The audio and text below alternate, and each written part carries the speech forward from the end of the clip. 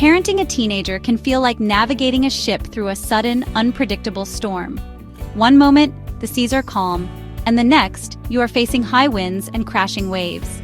Many of us find our old methods of parenting, the ones that worked so well with our younger children, are suddenly ineffective or even counterproductive. The lectures, the punishments, the demands, they no longer seem to land. This is a pivotal moment, not for doubling down on control, but for discovering a new, more respectful path forward. It's a path built on guidance rather than orders, connection rather than correction, mutual respect rather than a one-sided power dynamic. This approach is not about being permissive. It is about being wise, effective, preserving the relationship that matters most. By focusing on positive discipline, we teach our teens the why behind the rules. We help them develop their own internal compass so they can make good decisions even when we are not there. We will explore 10 specific strategies, practical, positive, empowering. They are designed to help you guide your teen toward responsibility and success, not by breaking their spirit, but by nurturing it.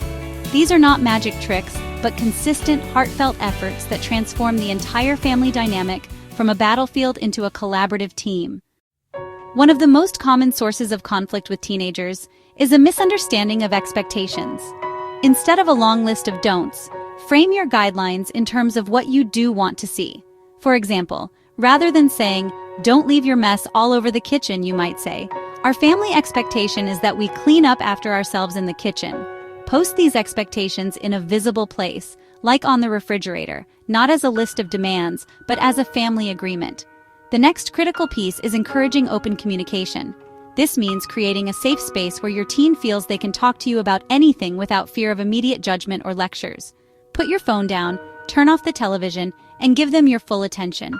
Listen not just to their words, but to the feelings behind them. You can show you are listening by using small verbal cues like "I see," "uh-huh," or by simply nodding.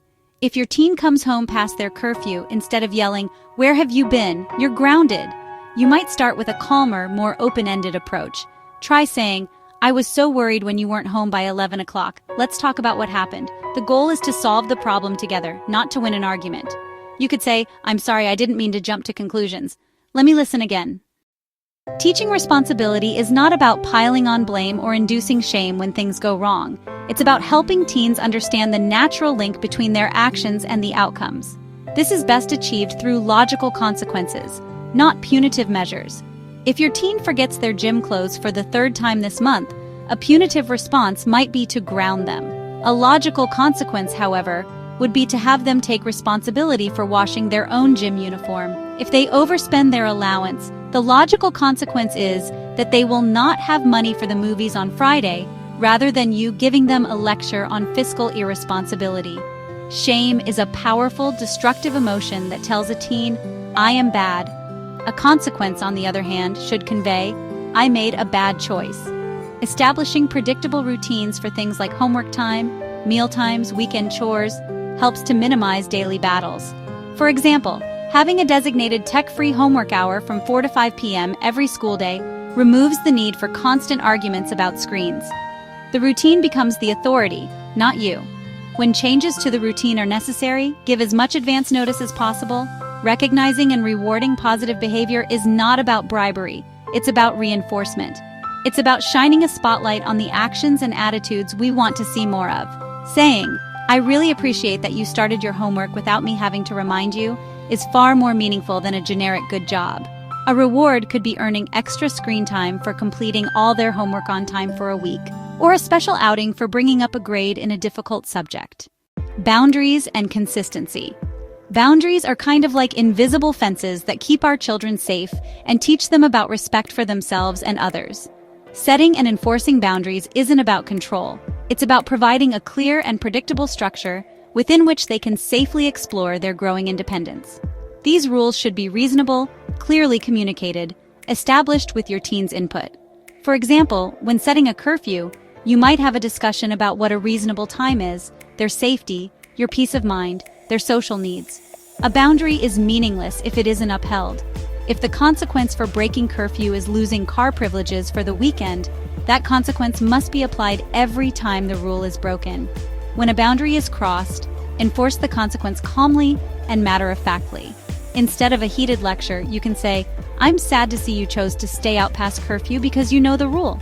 As we agreed, you won't be able to use the car this weekend. We can try again next week." We can acknowledge their feelings by saying, "I know you're upset about losing your car privileges, and I understand why you feel that way," while still upholding the consequence. If we want our teens to speak to us without yelling, we must speak to them without yelling. If we want them to be honest, we must be honest with them. "I'm sorry I was so irritable earlier. I had a stressful day at work, but that's no excuse for taking it out on you. It is built when you keep your promises, respect their privacy, and show them that you trust them." The teenage years are an emotional roller coaster marked by intense feelings, shifting friendships, and a developing sense of self.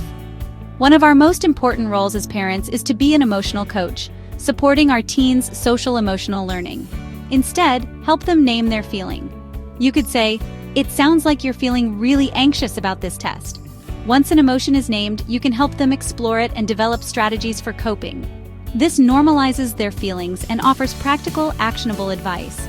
Parenting a teenager is not a job we are meant to do in isolation. A crucial yet often overlooked strategy is to work as a team with the other adults in their life: teachers, coaches, school counselors, parents of your teen's friends. Approach the teacher as a partner, not an adversary. For example, "I received your email about Michael's missing assignments. I'd love to work with you to figure out a plan to help him get back on track. What have you been observing in the classroom?" A united front is far more effective than a divided one. The 10 strategies we have explored are not a checklist to be completed, but a collection of threads to be woven into the fabric of your family's daily life. They are interconnected, each one strengthening the others. These positive, practical approaches provide the steps for that dance, allowing you to lead with wisdom and love rather than fear and control, building a relationship that will last a lifetime. You are weaving a beautiful and strong tapestry of family connection, one that will provide warmth and security for years to come.